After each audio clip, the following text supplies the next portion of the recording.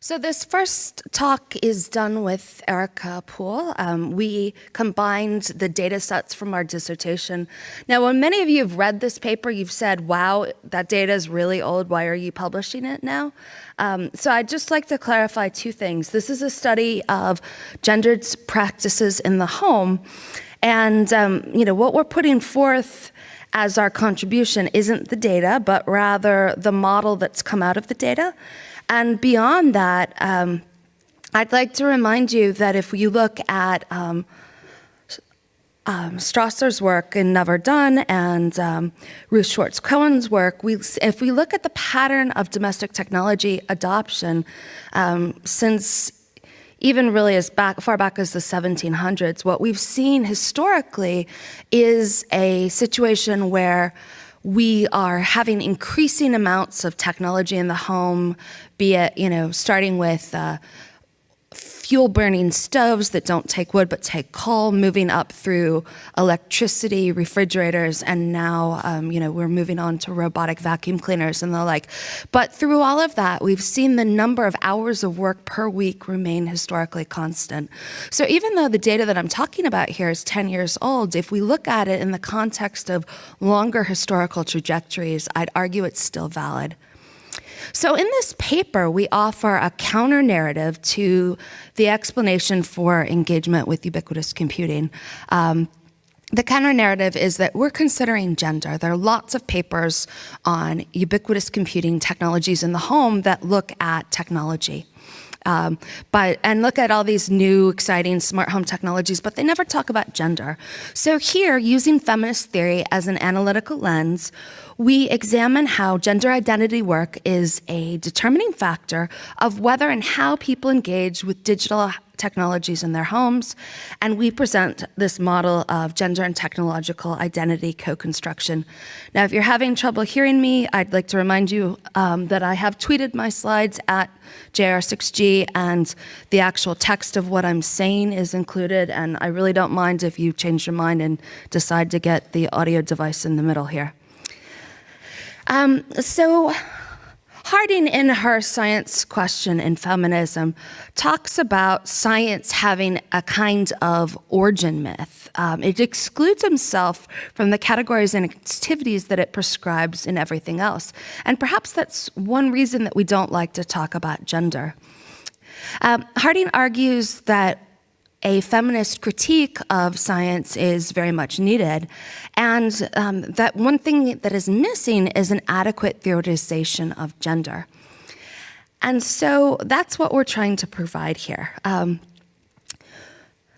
We argue, based on the STS literature and the gender studies literature, that attitudes towards gender and technology are enmeshed in one another, which means in order to understand one, we have to understand the other.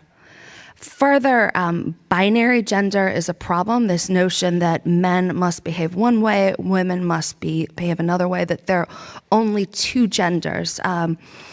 And this is problematic because, as Butler points out, it makes it difficult to integrate lesbian, gay, bisexual, transgender, and other genderqueer identities. But it also limits the expression of straight gender identities. One of the things I argue in my work is that we need to not only be talking about women in computing, but we need to be talking about expressing feminine gender identities in computing. I personally, in my experiences in Silicon Valley, have found that being a girl works pretty well as long as you want to act like one of the boys. But it's much more problematic if you want to overtly express your femininity, and I've heard young men espouse the same. The analysis in this paper rests on Alcoff's gender positionality theory, which is a theoretical framework for conceptualizing gender. Broadly speaking, gender positionality argues that woman is a relational concept identifiable in a state of change, constant change, because society in itself is in a state of change. Alcoff argues our concept of woman will then change as well. So for instance, as we introduce the latest, greatest form of robotics or other smart home technologies into the home, our gender roles in the home need to incorporate it. Whose job is it to recharge the Roomba? Whose job is it to make sure that the telepresence robot is on the network so that we can provide childcare and so forth? Secondly, in constructing women's position, meaning is created, and it's not just given. It's part of an active process of redefinition and reinforcement of social construction. So we use this gender positionality theory as it allows for this definition of femininity to radically change in response to new technology. Further, it permits being a woman to be considered as a perspective from which values are interpreted and constructed. This would include women's own values on technology, as well as women's relationship to technology and the symbolic gendering of technology. The gender we ascribe to the artifacts is the pink cell phone, feminine is the blue cell phone, masculine. Gender positionality serves as the basis for my analysis in that it allows me to explore each of these detailed relationships. Western femininity often defines technological expertise in a way that limits women's ability to participate. Sherry Turkle talks about gender inauthenticity as the tension caused when women attempt to reconcile technology with femininity. She argues that it's difficult to be both technical and feminine at the same time. And because this is a problem for women, how they negotiated in the workplace is of interest. This is an area where women have to actively manage their identity. Kavande, in her work, addresses this. She's done ethnographic studies in the workplace, and she argues that women are faced with a dilemma of difference. Should they present themselves as more or less visible as women and make themselves more or less different from men? As such, both men and women exhibit a variety of sameness and different strategies as they negotiate their technical identities. Sameness strategies are those that follow structural gender, and different strategies are those that radically differ from structural gender. Structural gender is the tendency in society, structural gender sort of usually assumes that we have binary gender, just men and women, not a fluid range of identities, but it's this notion that men in society should behave one way and women should behave another way. And regardless of whether we would like to see more fluid definitions of gender, women are negotiating their identities in relationship to these established normative constructs. So Kavande looked at this in the workplace, and this work was novel in that we applied this data to the home. Now, we conducted 2 studies. Both were done, as I said, quite a long time ago. Our community did not like this data, and I'm really excited to finally have a chance to talk about it. The first study was one that I did. It looked at 20 early adopter households in California. It looked at their use of security practices in the home, installing antiviruses, keeping spam and spyware out. I did this while I was an employee of Symantec, which they made Norton antivirus. All households studied had a computer and some sort of security protection software, though not necessarily one made by Symantec. Erica Poole, in her dissertation work, examined the setup, maintenance, and help-seeking practices in homes using networked information technologies. And she looked at 10 homes in a southeastern city in the United States. They were recruited through a mixture of a market research firm and snowball sampling. And unlike the previous study, these weren't early adopters. These were late adopters. She, over the course of a 3-week period, had families set up, configure, and use various new home electronics devices like network routers that previous studies had shown to be problematic. The participants installed custom software to allow them to collaborate and manage knowledge about their home computing environments. And they conducted group and individual interviews. They did questionnaires, software longs, and the responses were written in logbooks. Basically, the key difference between these two studies is the first one was ethnographic. We did grounded theory. It was very reflexive. The second one was a bit more experimental, and it was affinity diagrams were used to analyze the data. So we have analyzed this data and published various aspects of it before, but in this paper, what we attempted to do was use grounded theory, looking at the range of sameness and different strategies used by women in the home. So in order to understand this model, which I'm going to build up to by talking about the different terminology, because remember, in response to Harding, we're trying to create a theoretical framework of discussing gender so that we don't sort of glom it all together, which is what we tend to do. So let's start with talking about sex versus gender. Sex has its basis in biology, although in some instances, doctors look at body parts and make best guesses, especially in cases of, triple chromosomes. They might assign a binary gender, even though it's quite clear from the chromosomes that they might have one of 20-odd chromosomal combinations. On the other hand, the notion of gender is socially constructed and doesn't necessarily need to map to one's sex. And note that, as per Butler, binary gender is much more nuanced than just gender is not binary. It's much more nuanced than just male and female. Now, within gender, we need to break down the terminology even further. Harding I can't move, can I? Okay, I was going to point at the slide, but that seems to be a bad idea. So Harding talks about three types of gender: individual, symbolic, and structural gender. Individual gender is the gender that you have in your own heart. So, do you consider yourself to be masculine, feminine, genderqueer, something else, whatever you choose, that's your individual gender. Symbolic gender is the gender that we ascribe to properties and objects in built environments or even nature. So for instance, we live in a world of multiply colored MacBooks. Mine is silver. Do you think that's masculine or feminine? Perhaps if I had the rose gold one, would you have a different opinion? And then, of course, there's the new black one. So clearly they're trying to evoke some sort of symbolic gender there.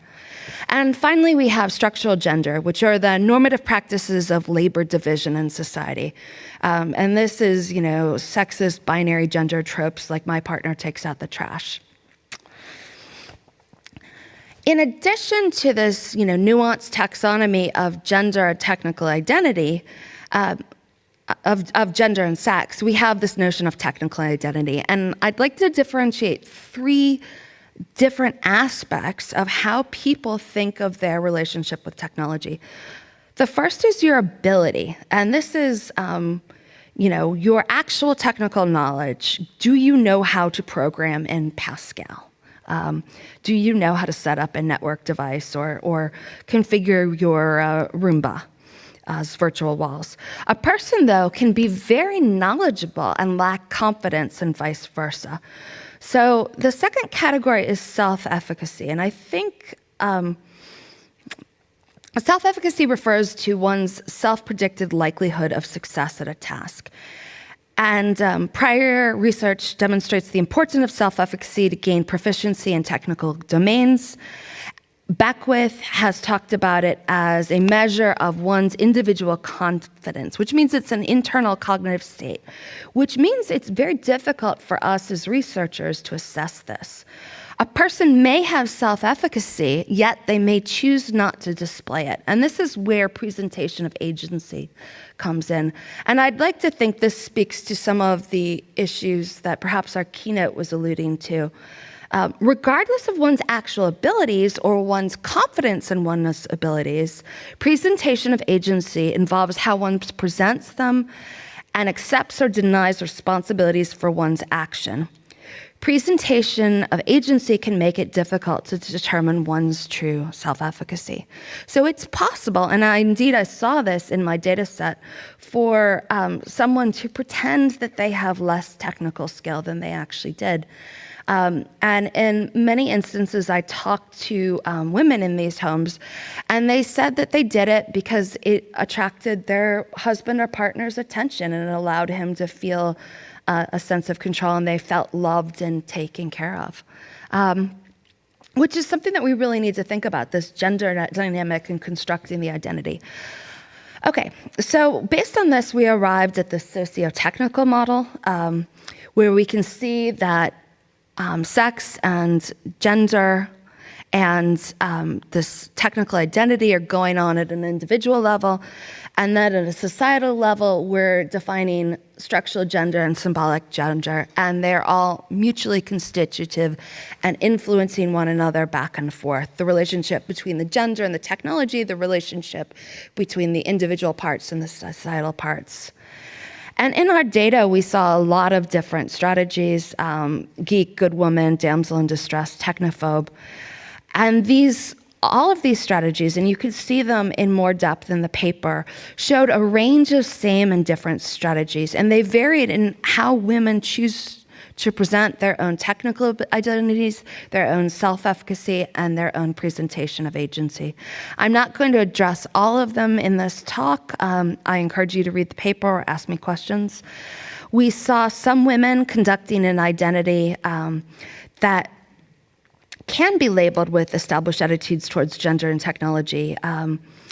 Women that fall into our geek persona were notable in terms of their high technical ability, their self-efficacy, and their agency. And these women were really in marked contrast to the majority of the other women in our study. A second strategy, which was to present one's technical ability through a presentation of agency as that of being a good woman. You were doing technical things, but you were just constructing it in terms of the normative gender roles of a good housewife. So it's okay to program your router if it's just another type of housework. That doesn't result in gender inauthenticity. So we saw a number of women very carefully constructing the very complex technical tasks that they did do, but explicitly clarifying that it was an example of their behavior as a good housewife, a good mother, or a good widow. So these women moved past they managed to construct they moved past a feminine atechnological definition of self and managed to construct a technical femininity, but by reifying gender norms. We saw damsels in distress that actively sought out male chivalry. A lot of these were single women who used technical support as a way to get people to come over and help them, largely their partners and boyfriends. And this pulls on work by Kristen Day that talks about how there are very few opportunities in modern culture for men to assert their masculinity, and talks about chivalry as one way of doing so, and or physical altercations. So since we do not have as many opportunities for chivalry in a day-to-day base, fixing a woman's computer, this notion of digital chivalry occurred. And it allowed for men to reaffirm their masculinity and women to reaffirm their femininity. Finally, we had the technophobe, and this really was a sameness strategy. These women projected an identity of being fearful or separate from technology and demonstrated very little agency. Now, unfortunately, as I am running short of time, I'm not going to give you a lot of examples, but I want to move on to sort of the conclusions. So what we've done here is, and there are many, many examples from both my data set and Erica's in the paper, and there are hundreds and hundreds of pages of dissertations to go along with it. So you'll know more about these people than you ever wanted to. We showed how technical and gender identity are co-constructed in the home, and how a range of gender norms, and particularly structural gender norms, focus into an active selection of sameness and different strategies used in constructing identity in the home. We've shown how most men engaged in digital chivalry, and we've shown 4 approaches to how women dealt with their agencies and technical abilities. And we discussed how each of these approaches allow for presenting different levels of technical ability, agency, and femininity. And broadly, what we're showing is how technology is an object around which users construct their identity, both their identity with regards to their gender and their identity with regards to how they like to think of themselves as a master or mistress of technology. So in conclusion, we argue that technology use is embedded within a web of social construction of gender and technical identity. And not only does this impact how technology is used, it means that technologies act as sites for the construction of meaning and identity. Therefore, we as technologists need a richer set of ways to integrate technology use into the constructions of structural gender. And doing so allows us to empower flexible combinations of gender and technical identity, allowing women to imagine and enact new forms of technical femininity. And we hope that our model provides this adequate theorization from which we can begin this dialogue. Thank you.